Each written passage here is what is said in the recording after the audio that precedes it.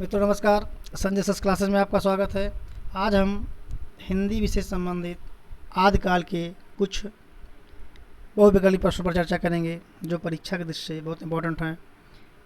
ये question TGT, PGT, NVS, KVS, higher education, NET, JRF में आने की प्रबल चांसेस हैं। देखें पहला प्रश्न,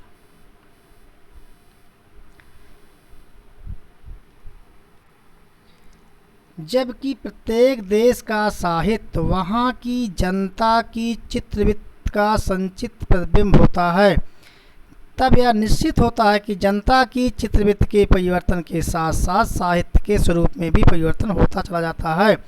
आज से अंत तक इन्हीं चित्रवृत्तियों की परंपरा को परखते हुए साहित्य परंपरा के साथ उसका सामंजस्य दिखाना ही साहित्य का इतिहास कहलाता है। साहित्य के इतिहास के संबंध में कथन किस विद्वान का है? विकल्प दिया हुआ है रामचंद्र शुक्ल, जॉर्ज ग्रियर्सन, नरेंद्र मिश्र शर्मा, शिव सिंह सेंगर। आप जान लें, यदि ऐसा शब्द मिलता है आपको संचित चित्रवृत्त, जनता के चित्रवृत्त का संचित प्रतिबिंब है, तो समझ लो ये रामचंद्र शुक्ल का है, विकल्प का। ठीक है, आपका सही हो जाएगा। फिर देखें अगला प्रश्न, हिंदी साहित्य के इतिहास लेखन का सर्वप्रथम प्रयास किस विद्वान ने किया था? ये क्वेश्चन नेट जून 2004 में आया हुआ है। तो मित्रों, हिंदी साहित्य में इतिहास लेखन का सर्वप्रथम प्रयास किसने किया था? आपका विकल्प दिया हुआ जॉर्ज ग्रियर्सन, गारसादा तासी, विलियम जोन्स, रामचंद्र शुक्ल। तो सबसे पहले प्रयास किए थे गारसादा तासी। इनकी पुस्तक का नाम इस्तवारदला लिटरेचर हिंदुस्तानी। इसका प्रकाशन कब हुआ था? 1839 और 47 में। द्वितीय संस्करण का प्रकाशन 1871 में। एक प्रश्न यहाँ से और बन सकता है कि इस्तवारदला लिटरेचर हिंदुस्तानी का अनुवाद किसने किया था? ये गारसादा तासी की पुस्तक है। इसका अनुवाद लक्ष्मी सागर वारसे ने किया था। ठीक है, आगे चलें। फिर देखें, इस्तवारदला लिटरेचर हिंदुस्तानी ग्रंथ किस भाषा में लिखा हुआ है? मित्रों ध्यान दें, सबसे पहले ये जो है फ्रेंच भाषा में लिखा हुआ था। कहने का मतलब फ्रेंच भाषा में लिखा हुआ ही है, सबसे पहले नहीं। ठीक है, इस्तवारदला लिटरेचर हिंदुस्तानी फ्रेंच भाषा में लिखा हुआ है, विकल्प का आपका सही हो गया। फिर देखें अगला प्रश्न, इस्तवारदला लिटरेचर हिंदुस्तानी नाम पुस्तक के लेखक कौन हैं? तो ये पुस्तक हमने आपको बताया है, ठीक है, पिछली वीडियो में भी, गारसादा तासी।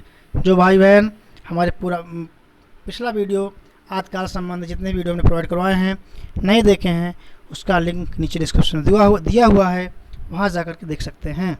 ठीक है, अगला प्रश्न, केवल अतीत ही वर्तमान को प्रभावित नहीं करता, वर्तमान भी अतीत को प्रभावित करता है। मित्रों ध्यान दें, इतिहास लेखन के प्रयोजन संदर्भ में यह युक्त किसकी है? टी.एस. इलियट की, रामचंद्र शुक्ल की, जॉर्ज लुकाय की, या रामचंद्र या श्याम सुंदर दास की? तो मित्रों ध्यान दें, ये आपका रामचंद्र शुक्ल का नहीं है, यह टी.एस. इलियट का है, विकल्प का आपका सही हो गया। ठीक है, कि उन्होंने कहा था केवल अतीत ही वर्तमान को प्रभावित नहीं करता, वर्तमान भी अतीत को प्रभावित करता है। ठीक है, अगला प्रश्न देखें, हिंदी साहित्य के लेखन की परंपरा का प्रवर्तन का श्रेय जाता है? हिंदी साहित्य इतिहास लेखन की परंपरा का प्रवर्तन किसने शुरू किया था, किसने प्रवर्तन किया था?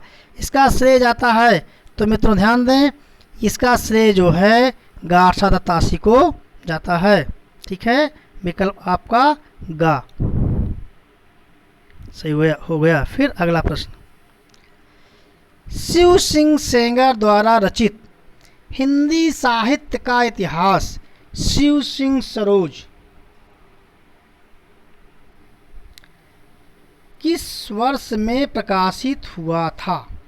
आप ध्यान दें कि शिव सिंह सरोज जो पुस्तक है, इसका प्रकाशन जो हुआ था 1800, विकल्प दिया हुआ 1850, 1873, 1863, 1883। इसका प्रकाशन 1883 में हुआ था। फिर देखें, vernacular literature of Hindustan George Grierson की पुस्तक है। इसका प्रकाशन कब हुआ था? 1888 में। ठीक है।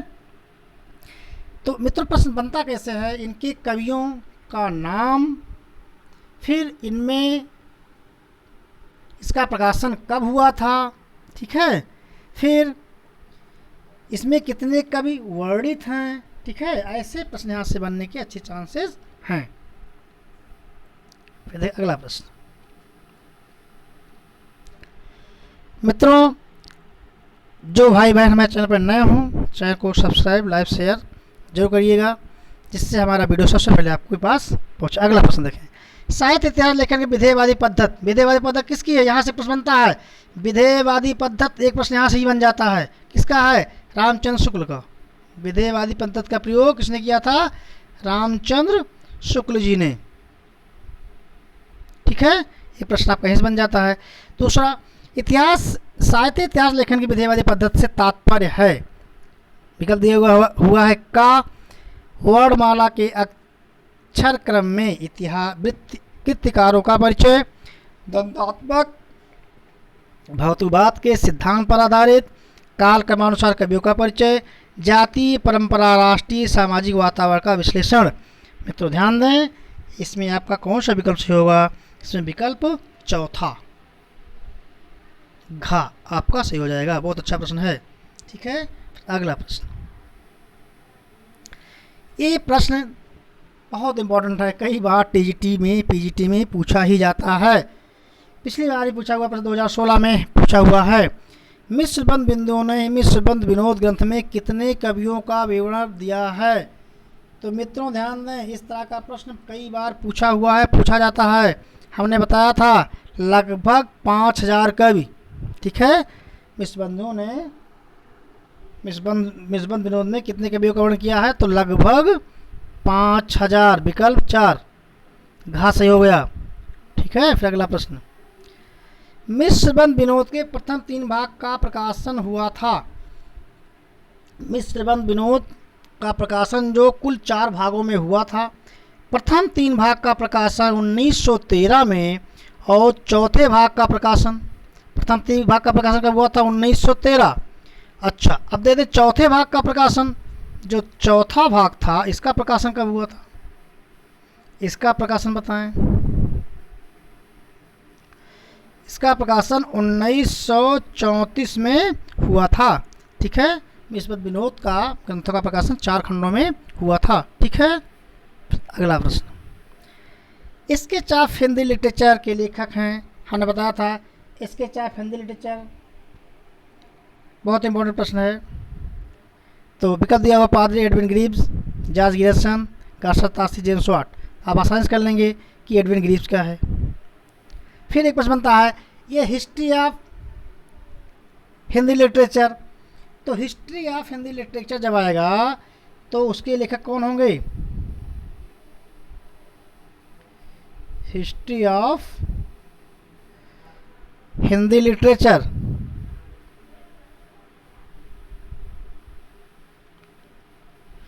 ठीक है, तो इसके लेखक EFEK करके हैं, ऐसे विद्वान इसके लेखक हैं। ठीक है, आगे चलें। नागरी प्रचारी सभा द्वारा प्रकाशित हिंदी साहित्य का इतिहास खष्ट भाग रीत काल या रीतबद्ध काव्य का संपादन किसने किया था? डॉक्टर नगेंद्र, पार्श्वनाथ तिवारी, विश्वनाथ मिश्र और श्याम सुंदर दास। इसमें डॉक्टर नगेंद्र ने इस 6ठे भाग का संपादन किया था। ठीक है, यहाँ से प्रश्न आपके बनते हैं। फिर देखें, हिंदी साहित्य का बृहत इतिहास किस संस्था द्वारा प्रकाशित किया जा रहा है? हिंदी साहित्य सम्मेलन प्रयागराज, हिंदी साहित्य सभा काशी, वर्धा विश्वविद्यालय, केंद्रीय हिंदी संस्थान। तो हिंदी साहित्य का बृहत इतिहास कितने खंडों में प्रकाशित हुआ? यहाँ से प्रश्न बन सकता है। तो 16 खंडों में, 16 भागों में प्रकाशित हुआ था। ठीक है, फिर देखें इसका प्रकाशन कहाँ हुआ था? नागरी प्रचारी सभा काशी से। अच्छा, एक प्रश्न बनता है कि नागरी प्रचारी सभा काशी की स्थापना कब हुई थी? 1893। ठीक है, एक प्रश्न और बनता है, नागरी प्रचारणी पत्रिका, यदि पत्रिका पूछेगा तो मित्रों 96 हो जाएगा, 1896। सभा की स्थापना 93, पत्रिका पूछेगा तब 96 होगा। सभा और पत्रिका में भाइयों बहनों से बहुत गलतियां होती हैं, गलतियां मत करिएगा। ठीक है, इसके संस्थापक श्याम सुंदर दास, राधा कृष्ण दास आदि विद्वानों ने किया था। फिर देखें अगला प्रश्न, मिश्रबंधु विनोद द्वारा लिखित हिंदी साहित्य का इतिहास से संबंधित ग्रंथ है। मिश्रबंधुओं द्वारा, तो मिश्रबंधुओं का नाम हमने आपको पिछली वीडियो में बता भी चुके हैं, गणेश बिहारी, श्याम बिहारी और सुखदेव बिहारी। गणेश बिहारी, श्याम बिहारी, सुखदेव बिहारी। तो मिश्रबंधु विनोद में मिश्रबंधुओं ने कौन सा ग्रंथ लिखा था? मिश्रबंधु विनोद, विकल्प गा आपका सही हो गया। ठीक है, फिर देखें अगला प्रश्न, हिंदी साहित्य की भूमिका के लेखक। ये आदिकाल संबंधित 4 ग्रंथ हैं आचार्य हजारी प्रसाद द्विवेदी जी के। हिंदी साहित्य की भूमिका,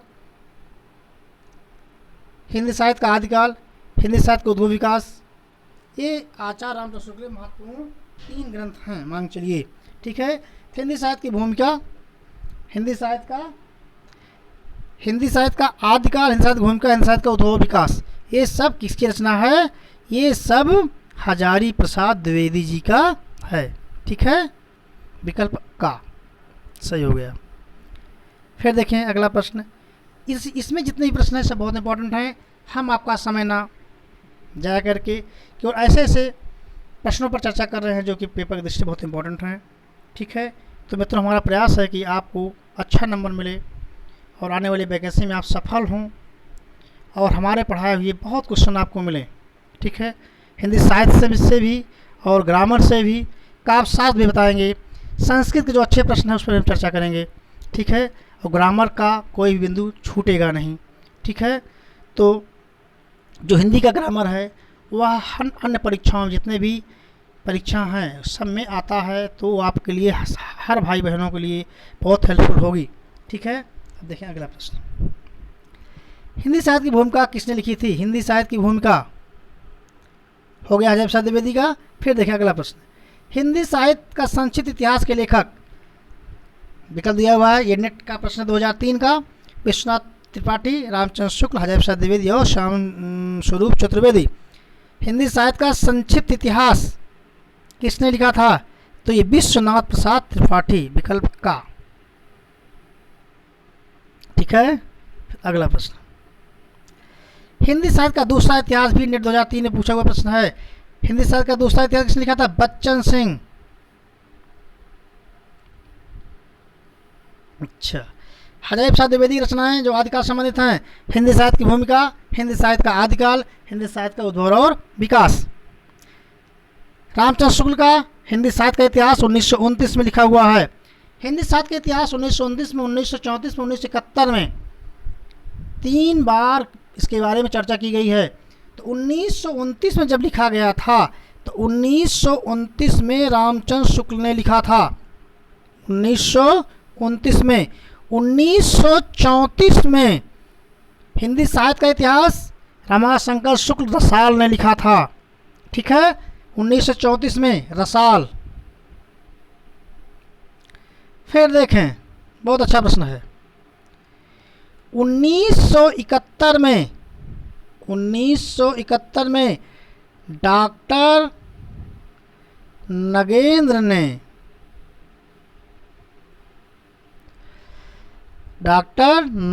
ने हिंदी साहित्य इतिहास का संपादन किया था, लिखे थे नहीं। 1971 में डॉक्टर नगेंद्र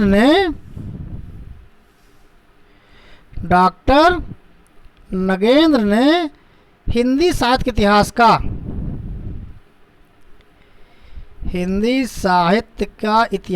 का क्या किए थे? उन्होंने संपादन किए थे। ध्यान दीजिएगा। ठीक है, इसके राइटर नहीं थे, लेखक नहीं थे, संपादन किए थे 71 में। ठीक, अगला प्रश्न,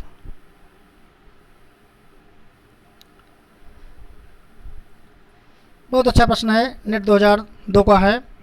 रचनाओं को रचनाकार के साथ सम्मिलित कीजिए। हिंदी साहित्य का अतीत, हिंदी काव्यधारा, हिंदी साहित्य की कहानी, आधुनिक साहित्य।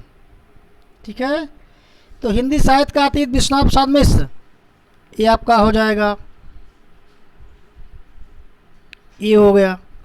हिंदी काव्यधारा राहुल शंकर तैन, बी का तीसरा हो जाएगा। अब बी का तीसरा किसमें है?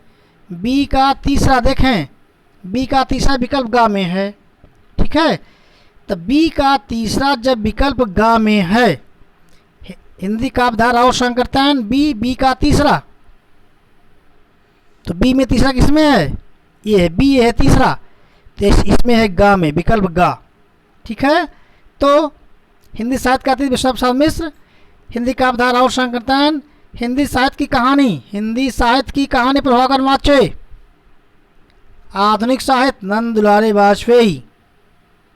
ठीक है, इस तरह से आप मिलान करके क्वेश्चन को सही कर सकते हैं। हायर एजुकेशन में मिलान के कम से कम 15 से 20 प्रश्न आपको मिलेंगे, नेट हो या हायर एजुकेशन परीक्षाएँ हों, और पीजीटी में भी 4-6 प्रश्न मिलने के चांसेस रहते हैं, टीजीटी में भी 2-3 भी आ जाते हैं कभी कभी। फिर देखें अगला प्रश्न, हिंदी साहित्य के इतिहास लेखकों का काल क्रमानुसार कवियों का वर्गीकरण सर्वप्रथम किसने किया? तो काल क्रमानुसार जो कवियों का वर्गीकरण किया था, किसने किया था? मित्रों ध्यान दें, तो ये जो है बहुत अच्छा प्रश्न है, विकल्प दिया हुआ है जॉर्ज ग्रियर्सन, गार्सा तासी, शिव सिंह सेंगर, आचार्य रामचंद्र शुक्ल। ठीक है, तो ये बहुत अच्छा प्रश्न है। तो इसका जो है काल क्रमानुसार सबसे पहले वर्गीकरण किसने किया था? George Grierson. इनकी पुस्तक क्या नाम है? The vernacular literature of Hindustan. कब लिखा हुआ था? 1888 में। कितने कवियों को किया गया है? तो 952। ठीक है, यहाँ से प्रश्न आपके बन सकते हैं। अगला प्रश्न, दोहा चौपाई पद्धति का सर्वप्रथम प्रयोग करने वाला कवि कौन है? दोहा चौपाई हमने बताया था पिछले वीडियो में कि दोहा चौपाई सराहपा की रचनाओं में सबसे पहले सराहपा ने किया था। तो दोहा चौपाई पद्धति का सर्वप्रथम प्रयोग किसने किया था? सीधा उत्तर देखें, सराहपा, विकल्प घा। ठीक है, चौथा विकल्प सही हो गया। अगला प्रश्न देखें, जैन परंपरा का सर्वप्रथम कवि कौन है? हमने अब क्रम में बताया था। इस तरह क्रम यदि आता है तो सबसे पहले कौन होंगे? स्वयंभू होंगे, पुष्यदंत होंगे, हेमचंद्र होंगे, उदयतनसूर होंगे।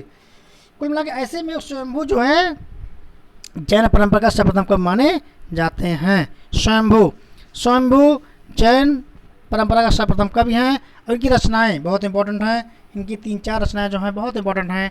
पहुम चरु, ऋठ्ठेम चरु, स्वयंभू छंदस, पंचमी चरु। ठीक है, ऐसी रचनाओं को आप याद कर लें। ठीक है, पुष्यदंत की रचनाएं, राय कुमार चरु, जसहर चरु, महापुरुष गुणालंकार बहुत इंपॉर्टेंट है।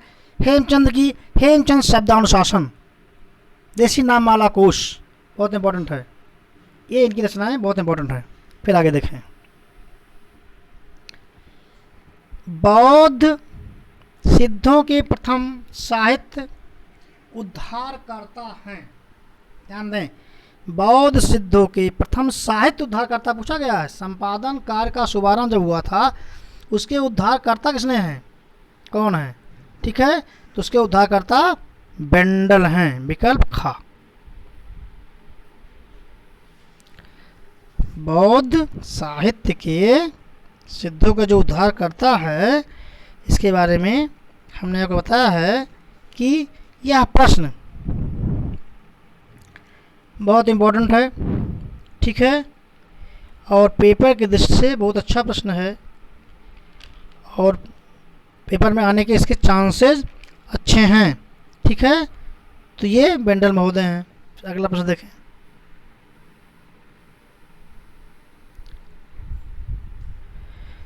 सिद्धों के चार्यापद, सिद्धों के चार्या गीतों एवं दोहों का प्रकाशन बौद्ध गान दोहा का संपादन पूछ लेता है तो हरप्रसाद शास्त्री हैं। बौद्ध गान दोहा के संपादन किसने किया था? हरप्रसाद शास्त्री ने किया था। कब किया था? 1917, 1920, 1928, 97, 1957। तो बौद्ध गान दोहा का संपादन हरप्रसाद शास्त्री ने 1917 में किया था। ठीक है, ये अच्छा प्रश्न है। यही प्रश्न आपका बन जाता है इतने में से ही कि बौद्ध गान दोहा का संपादन किसने किया था? तो हरप्रसाद शास्त्री ने किया था। ठीक है, फिर अगला प्रश्न देखें। दोहा कोश की रचयिता हमने आपको बताया था, दोहा कोश सरहपा।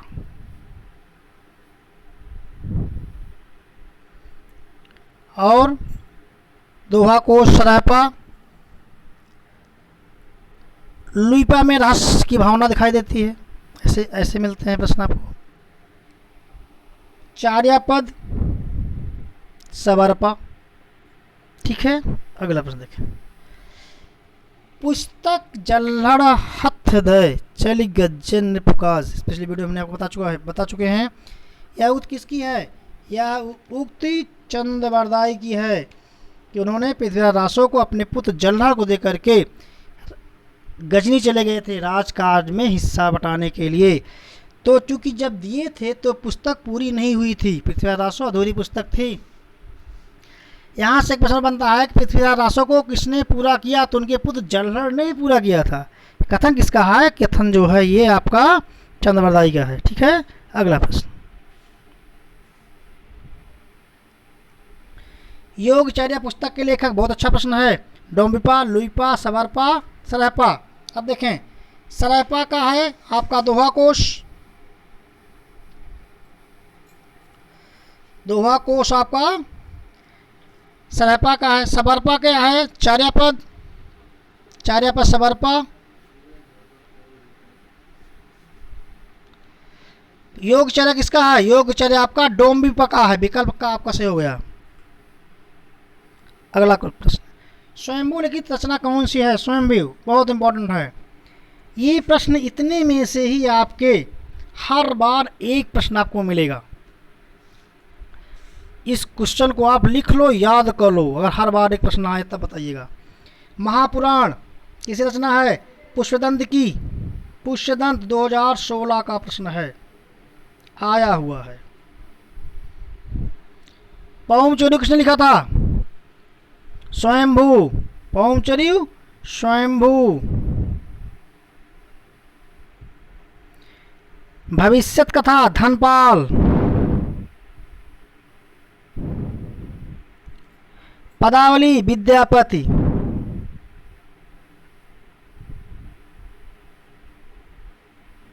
ठीक है, इस 4 प्रश्न में से एक प्रश्न हर बार आ जाता है। मांग चलिए मित्रों, तो अच्छी तरह से तैयार कर लें जिससे आप आसानी से नंबर प्राप्त करेंगे।